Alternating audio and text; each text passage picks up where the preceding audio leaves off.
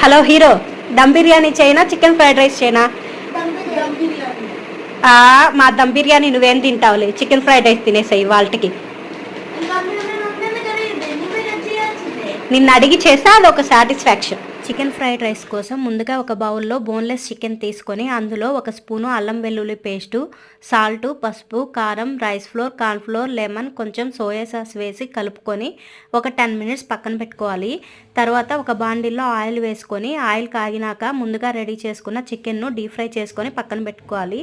తర్వాత ఒక కడాయి పెట్టుకొని కొంచెం నూనె వేసి కాగినాక కట్ చేసుకున్న carrot, onion, cabbage, capsicum, beans ముక్కలు వేసుకొని ఒక 2 మినిట్స్ ఫ్రై చేసుకొని ఒక సైడ్ జరుపుకొని ఒక 4 ఎగ్స్ పగలు కొట్టుకొని వేసి ఫ్రై అయినాక వెజిటేబుల్స్ అన్నీ మిక్స్ చేసుకొని రైస్ వేసుకోవాలి.